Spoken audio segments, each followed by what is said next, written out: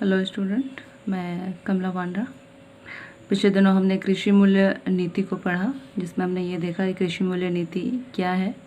साथ ही हमने ये देखा कि इसके उद्देश्य कितने हो सकते हैं। अब हमारे पास ये है कि इन उद्देश्यों को प्राप्त करने के लिए हम कौन से तरीके या उपाय अपनाएं, जिससे कि हम इन उद्देश्यों को प्राप्त कर सकें। तो इसके लिए मुख्यतः कुछ उपाय अपनाए जाते हैं, जिनको मुख्यतः हम कृषि नीति के प्रमुख अंग कहते हैं। इनमें जो सबसे पहला है वो है न्यूनतम समर्थन मूल्य। यह वह मूल्य है जिस पर सरकार खाद्यान्नों को क्रय करने के लिए तैयार रहती है, या हम दूसरे शब्दों में कहें तो कह सकते हैं, जब किसी खाद्यान्न का मूल्य गिरने लगता है तो सरकार उसकी एक निश्चित कीमत देती है जिस पर कि वो क्रय कर सके। इसका उद्देश्य मुख्यतः कृषक को उस संकट से बचाना होता है। अगला जो है हमारे पास खरीद मूल्य या क्रय मूल्य। मुख्यतः यह वह मूल्य है जो सरकार रबी और खरीफ फसल को क्रय करते समय देती है।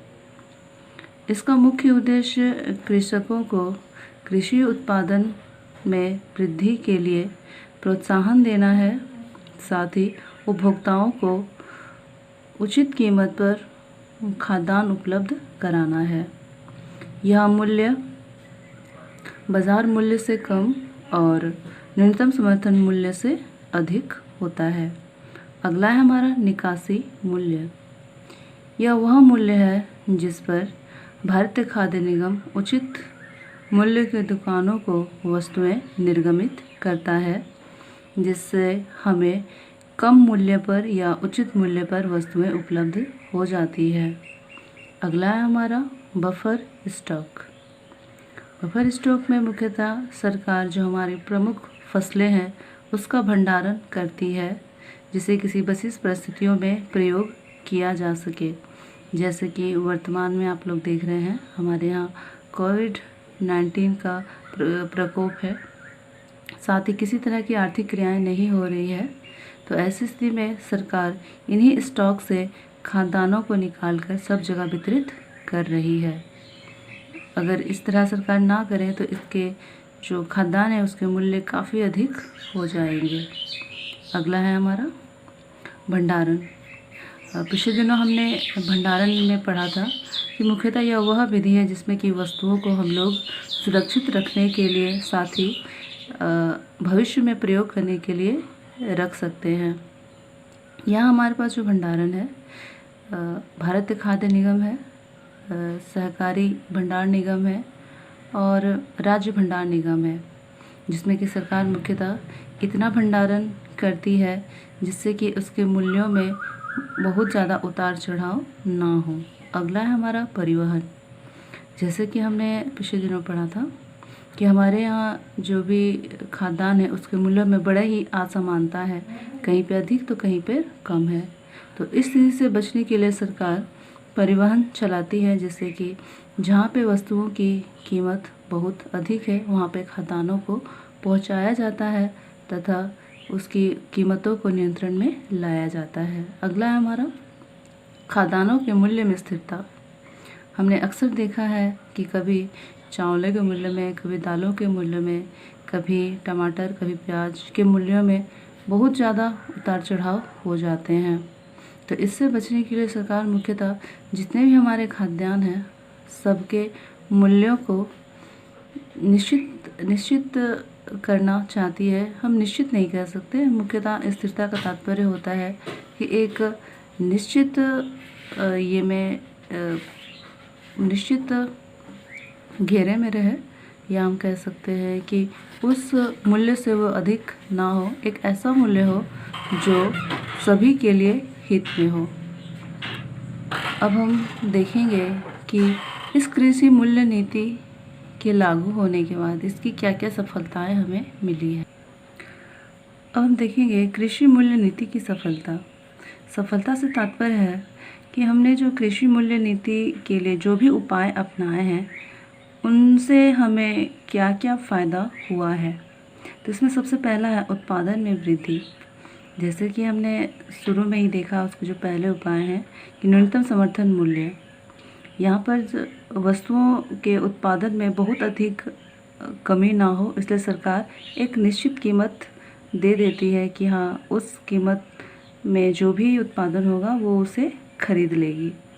तो इसलिए यहाँ पर कृषक कृषि कार्य में बहुत ज़्यादा ध्यान देते हैं, जिसकी वजह से कृषि उत्पादन में वृद्धि यहाँ पर हो रही है कृषि मूल्य नीति की वजह से। अगला है हमारा उचित मूल्य की दुकानें। जैसे कि यहाँ पर हम देखते हैं, यहाँ पर सार्वजनिक वितरण प्रणाली के तहत उचित मूल्य की दुकानें स्थापित की गई है, जहाँ पर उपभोक्ता उचित कीमतों पर अपनी आवश्यक वस्तुओं को खरीद लेते हैं, जिससे कि उनके हितों की रक्षा होती है। तो यह कृषि मूल्य नीति की ही सफलता है। अगला जो है हमारा वो है औद्योगिक शांति। जैसे कि हम लोग जानते हैं, बहुत सारे उद्योग हमारे ऐसे हैं जिसमें कृषि के द्वारा कच्चे माल ली जाती है। तो अगर हमारे यहाँ कच्चे माल होंगे तो उससे हम लोग लगातार वस्तुओं का उत्पादन कर सकते हैं, इससे औद्योगिक शांति बनी रहती है। इसके लिए हमारे यहाँ भंडारण और बफर स्टॉक आदि बहुत ही लाभदायक हैं, जिसकी वजह से यहाँ पे औद्योगिक शांति रहती है। अगला है हमारा आगतों की उपलब्धता। जब से कृषि मूल्य नीति लागू हुई है, यहाँ पे कृषि करने के जो भी आगतें हैं, जैसे कि उन्नत बीज या कृषि उपकरण आदि की उपलब्धता बहुत अधिक बढ़ गई है, जिससे कि कृषक को कृषि कार्य करने में आसानी हो जा रही है। अगला है अकाल के दिनों में सहायता।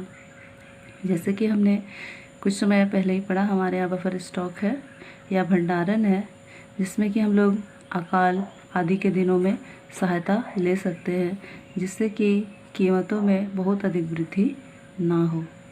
अब हम देखेंगे कृषि मूल्य नीति की असफलताओं में सबसे पहला हम लोग देखेंगे कृषकों के प्रयत्न एवं प्राकृतिक सहयोग।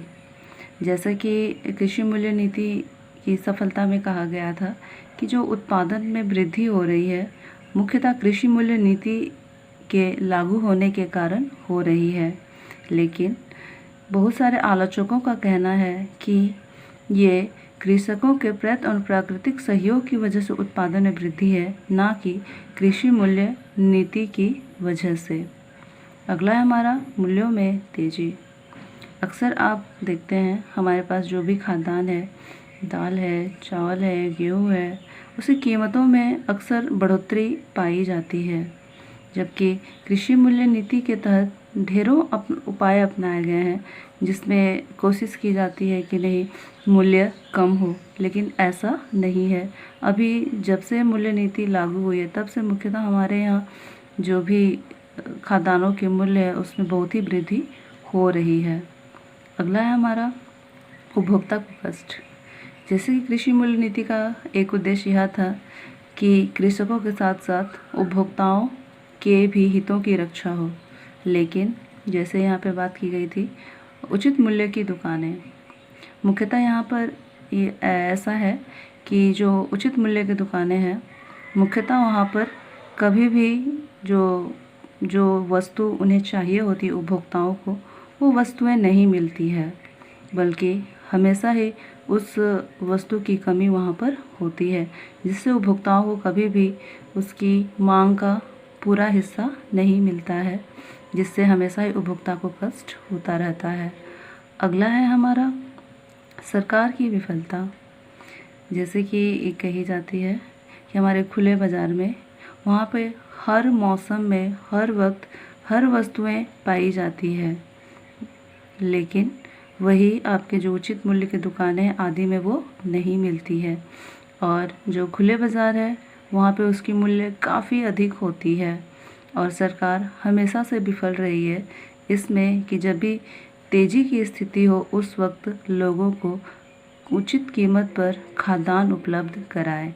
इस प्रकार हम देखते हैं कि इसकी जो असफलताएं हैं तो हमारे आलोचकों द्वारा दी जाती है। तो इस प्रकार हम लोग देखते हैं हमारी जो कृषि मूल्य नीति है उसमें बहुत सारी कमियां हैं, लेकिन उन कमियों को दूर करके हम लोग इस कृषि मूल्य नीति को सफल बना सकते हैं और जो भी उसके उद्देश्य हैं उसको पूरा किया जा सकता है। आज आपका ये चैप्टर यहीं पे ख़त्म होता है। अगली कक्षा के लिए हम अगले दिन देखेंगे।